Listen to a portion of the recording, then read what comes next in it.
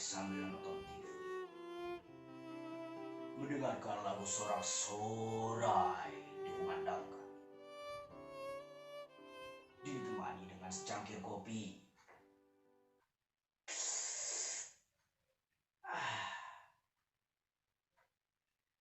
Tak berselang lama, si kampret, cucuku yang masih SD, dia datang kepadaku lalu berkata,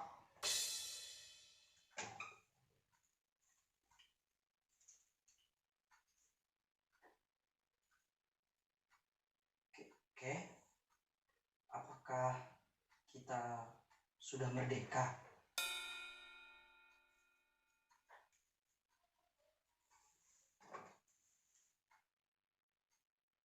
Aku pun terkejut. Apa?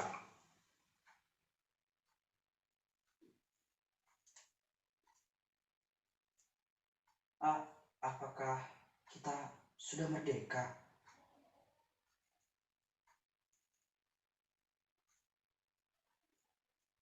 Siapa yang menyuruhmu menanyakan seperti itu?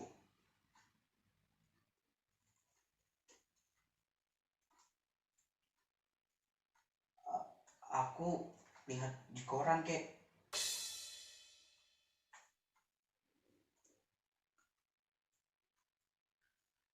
Si kampret mengeluarkan kertas koran dari sakunya, melihatkan sebuah kepala berita. Darahku mendidih melihat semua berita sekarang. Semuanya edan. Dengannya, semua berita ini hanyalah sensasi. Semua bukan fakta. Lalu, ku gayung tangan si kampret, lalu ku dudukkan di sampingku. Duduk. Jangan ngomong dulu. Kakek mau bicara. Apa-apa saja kerjaan gurumu di sekolah. Apakah gurumu sudah tidak membelajarkan kamu sejarah Indonesia? Apakah gurumu tidak memberitahu bahwa pada tanggal 17 Agustus di Jalan Pegangsaan Timur jam 11.30 Bung Karno dan Bung Hatta memproklamasikan kemerdekaan Indonesia?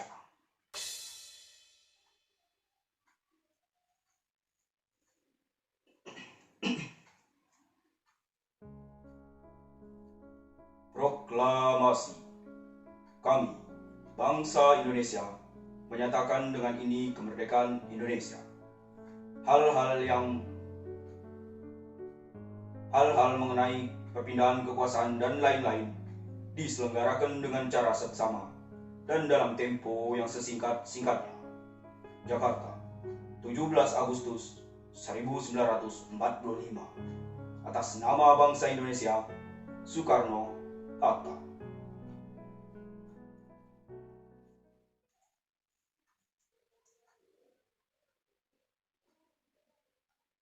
Nah, sejak saat itu kita sudah merdeka.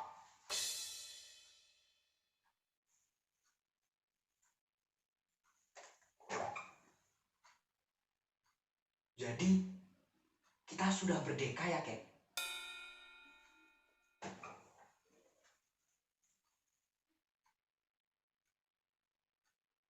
Wow, jelas.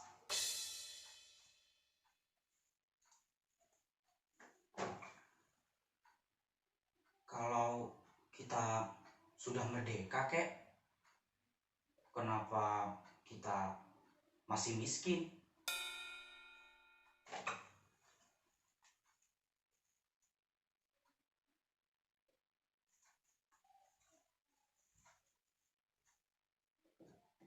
Hampir saja tanganku menampar mulut si kampret. Namun aku masih ingat bahwa si kampret kecil ini masih cucuku sendiri. Sambil menggeram, aku menggeram. Dengarkan kakek baik-baik. Kalau kita merdeka, itu artinya kita telah bebas. Kita telah bebas dari penjajah. Kita telah bebas menentukan nasib kita sendiri. Kita bebas untuk berpikir. Kita bebas untuk berkarya. Tapi Tapi, kalau kamu lapar, miskin, sakit, terpuruk, gagal, kecewa, kalah, lemah, itu bukan urusan kemerdekaan. Gini, kalau kamu ingin kaya, kamu harus bisa mencari kekayaanmu kamu sendiri. Kamu harus bisa membalik nasib kamu sendiri. Kalau kamu ingin jaya, mau hebat, kamu harus berani bersaing, harus berani berkorban. Tak akan ada orang yang sudi menyuapimu, apalagi menolongmu. Kalau kamu itu ulet, berprestasi, pinter, kakek percaya kamu bakal akan menjadi orang nomor 1. Tapi kalau kamu kerjaannya cuma malas, protes, teler, bodoh, cuma protes bisanya, melempem,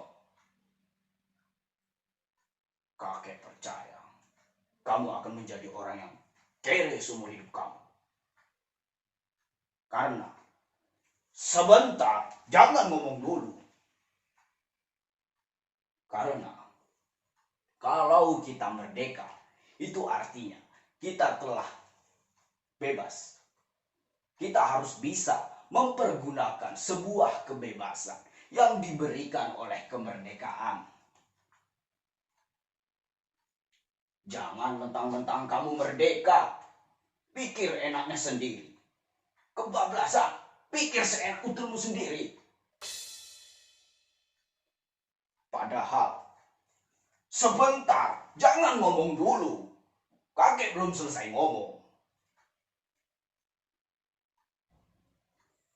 Padahal, kalau kita merdeka, dan kalau kamu merdeka, kemerdekaan kamu dibagi oleh kemerdekaan-kemerdekaan saudara-saudaramu yang ada di lingkunganmu, yang sama merdekanya dengan kamu.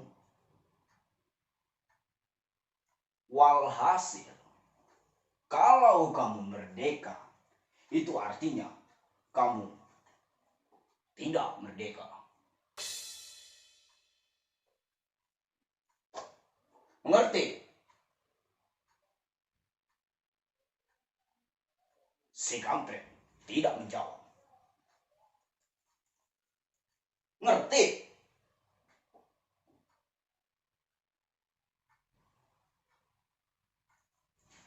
Ngerti?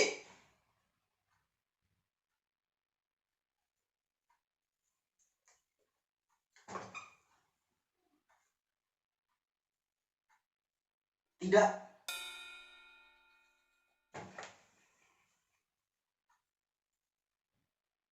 Nah, dengan kamu berkata tidak, itu artinya kamu orang yang merdeka.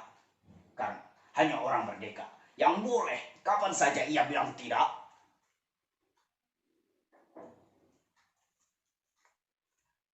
Di layar televisi, Sang Saka dikerek, diiringi lagu Indonesia Raya.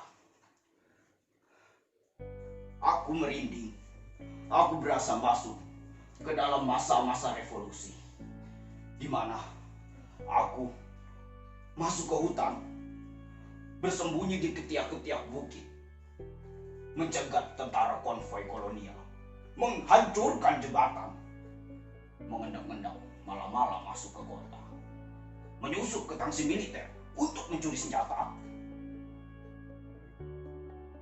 Tapi aksi kami berhasil disergap karena salah satu dari kami pengkhianat. Tak pikir panjang, kami langsung lari. Tapi kakiku tertembak. Kami semua masuk ke dalam sumur tua.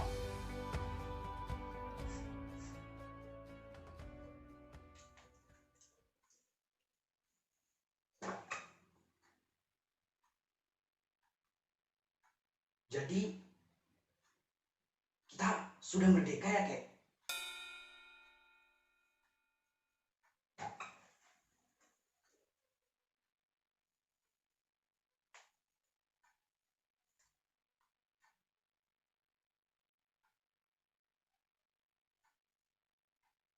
Sang Saka telah naik ke puncak tiang.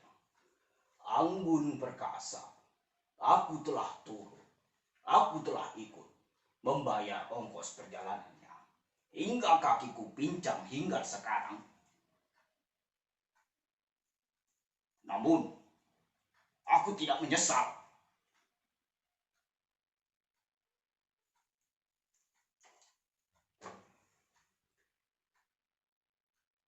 Jadi, bener ya, Kek? Kita sudah merdeka. Kita sudah merdeka.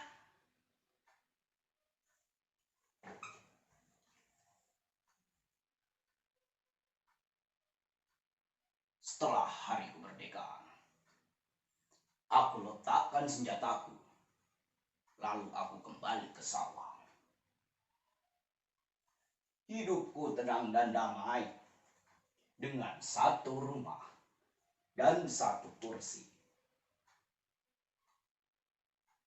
Namun, pada suatu saat, aku ditangkap karena alasan tuduhan pengkhianatan bangsa dan negara Indonesia. Aku dijatuhi hukuman tanpa diadili.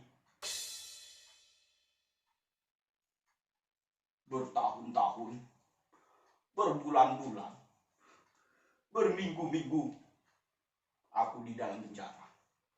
Sambil menatap malu Sang Saka dari dalam jeruji besi.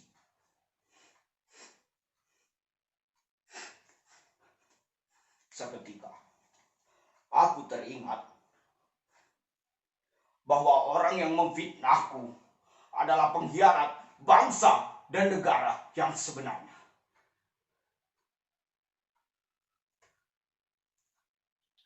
Tahun demi tahun telah dilewati. Dan tiba saatnya aku dibebaskan. Aku bertekad mencari si pengkhianat itu. Aku mencari ke kota. Aku mencari ke desa.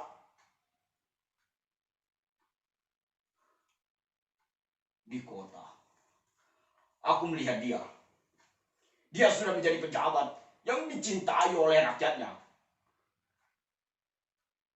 Ternyata dia melihatku, lalu menyuruh orang untuk memberankusku.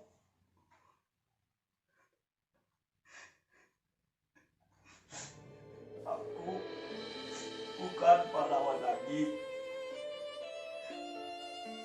Aku hanya orang tua yang mencintai keluargaku. Aku hanya orang tua yang ingin perdamaian, yang ingin ketenangan.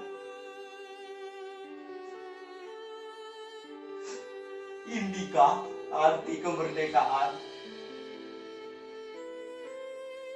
Indikah arti kemerdekaan?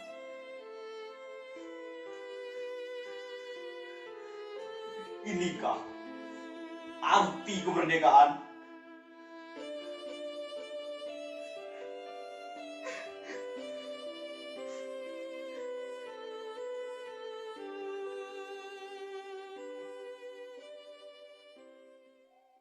Kakek, kalau kita merdeka, kenapa kakek menangis?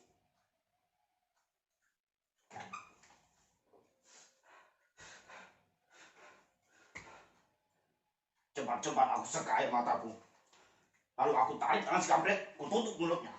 Kampret, dengarkan kakek dulu.